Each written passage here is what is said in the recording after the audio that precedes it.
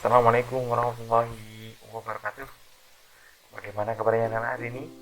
Semoga kalian senantiasa sehat selalu di rumah ya. Kali ini Lukman akan menjelaskan tentang organisasi pergerakan nasional. Sebelum kita melanjutkan pelajaran kali ini, langkah baiknya kita berdoa terlebih dahulu agar nanti pelajarannya bisa cepat kalian pahami dan semoga lancar sampai selesai pelajarannya. Oke, kita doa dulu ya. A'udzu billahi minasyaitonir rajim. Bismillahirrahmanirrahim. Rabbi shrah li sadri wa yassir li amri wahlul 'uqdatam min lisani yafqahu qawli. Terima kasih. Alhamdulillah anak-anak, kali ini kita sudah sampai di materi tentang organisasi pergerakan nasional. Setelah kemarin kalian menyimak ya atau membaca di rumah tentang siapa saja ya orang-orang Eropa yang datang ke Indonesia untuk melakukan penjajahan. Ya, ada Belanda, Portugis, ada Inggris, ya, ada beberapa negara lain yang lain. Bagaimana mereka ingin menaklukkan Indonesia, ingin mencari kekayaan yang ada di Indonesia dengan cara merebut dan menjajah satu sama lain.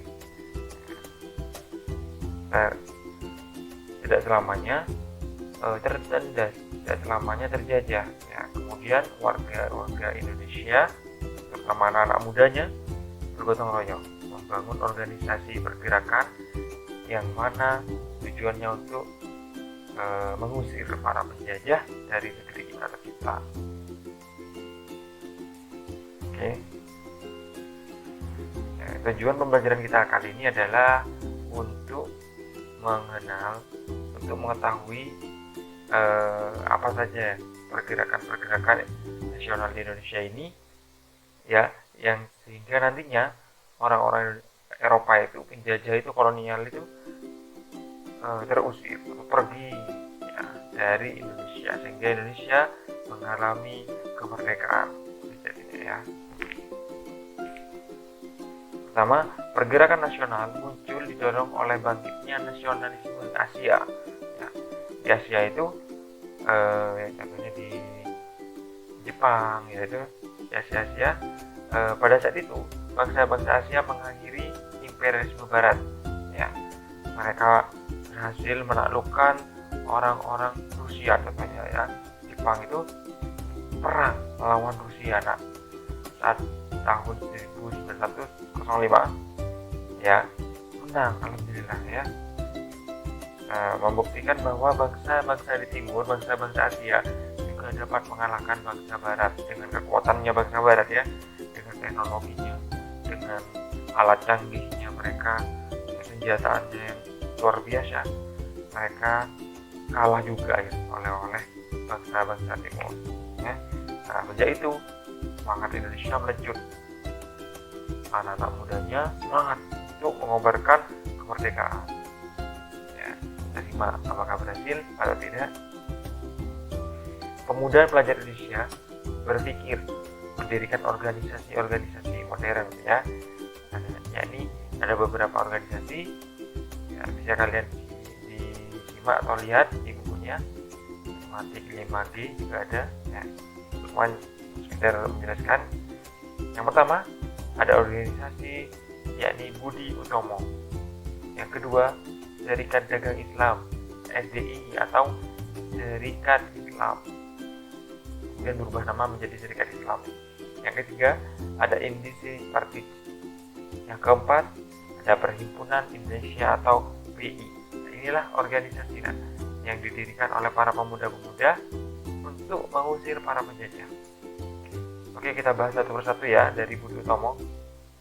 Yang pertama, Budi Utomo dibentuk pada tanggal 20 Mei 1908. Yang pendirinya adalah Dr. Sutomo. Ya. Dan yang kedua adalah Dr. Wahidin Sudirohusodo. Kedua orang ini memiliki ide cemerlang untuk membuat Budi Utomo. Tujuannya apa? Tidak ingin bekerja sama dengan Belanda, mereka ingin mandiri. Ya, tujuannya apa? Agar kalau sudah mandiri, mereka bisa mengusir dengan mudah orang penjajah-penjajah yang seenaknya berada di negara kita, seenaknya ngambil kekayaan Indonesia. Pada tanggal 20 Mei 1908. Kemudian yang kedua, Serikat Dagang Islam (SDI) atau Serikat Islam, didirikan pada tahun 1911. Didirikan oleh siapa? Oleh Haji Saman Hudi, pendirinya. Tujuannya didirikan SDI adalah meningkatkan kesejahteraan bangsa Indonesia di bawah panji Islam, di bawah syariat Islam, ya. Yang kemudian berubah nama, ya, berubah nama menjadi Serikat Islam. Ya, tidak hanya untuk para pedagang ini. Awalnya untuk para pedagang, Serikat Dagang Islam. Kemudian berubah nama menjadi Serikat Islam, yang ini tidak harus dari pedagang, dari orang Islam, mahasiswa, guru-guru berkumpul menjadi berubah nama menjadi Serikat Islam, berubah nama, ya, agar lebih luas cakupannya, agar lebih banyak, ya, seperti ini, lebih banyak pengikutnya. Tujuannya apa? Agar bangsa Eropa ke Indonesia mereka pergi. Yang ketiga, Indies Party didirikan pada tanggal 15 Desember 1912 di kota Bandung. Didirikan oleh tokohnya ini 3 serangkai, ya, yang terkenal dengan 3 serangkai, yakni Dr. Cipto Dausdeker dan Ki Hajar Dewantoro. Ini seperti ini didirikan berdasarkan atas nasionalisme dan non-kooperasi. Ya, apa itu nasionalisme? Nasionalisme artinya menanamkan rasa kebangsaan yang tinggi terhadap bangsa Indonesia, harus cinta sama Indonesia agar penjajah itu cepat pergi dari orang-orang, dari para penjajah. Yang kedua, non kooperasi. Apa maksudnya? Tidak bersedia bekerja sama dengan pihak Belanda, ya, tidak mau bekerja sama dengan pihak Belanda. Yang keempat, Perhimpunan Indonesia atau PI, didirikan pada tahun 1912, merupakan organisasi pemuda, pelajar, mahasiswa Indonesia yang berada di negara Belanda. Tujuannya apa? Yakni menuntut Indonesia merdeka. Mereka itu melakukan apa? Melalui media cetak, melalui koran, majalah, menuliskan Indonesia harus merdeka, disebar ke seluruh warganya. Ya, hebatnya canggih, ya. Dulu tidak ada Facebook, tidak ada Twitter, tidak ada Instagram, tapi melalui koran-koran. Mereka menyerukan bahwa Indonesia harus merdeka, Indonesia harus merdeka. Sudah mulai canggih mereka, apa budaya. Alhamdulillah. Kemudian berkat Allah Subhanahu Wa Taala, maka apa yang terjadi setelah mereka membuat organisasi, membuat kelompok-kelompok, kemudian lahirlah yang namanya Sumpah Pemuda. Apa itu Pak Sumpah Pemuda? Ya, katanya Sumpah Pemuda itu tidak lahir begitu saja. Banyak yang melandasi para pemuda bertekad untuk bersatu. Mereka berpikir tidak bisa membuat Indonesia merdeka jika berjuang pada kelompok. Tidak bisa, kita harus bersatu. Makanya disebut Pemuda Indonesia. Kegagalan dalam memperjuangkan kemerdekaan Indonesia membuat para pemuda sadar bahwa nasionalisme harus dipadukan. Karena itu diadakanlah Kongres Pemuda 1 dan Pemuda 2. Mereka menjadi satu, yakni disebut Pemuda Indonesia pada tanggal 28 Oktober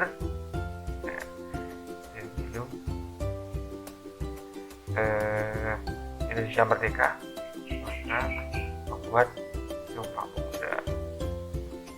Ya, kemudian Sumpah Pemuda ini, nah seperti ini nak isinya kurang lebih. Pertama, kami putra dan putri Indonesia mengaku bertumpah darah yang satu, yakni anak Indonesia. Kedua, kami putra dan putri Indonesia mengaku berbangsa satu, yakni bangsa Indonesia. Ketiga, kami putra dan putri Indonesia menjuang bahasa persatuan, yakni apa?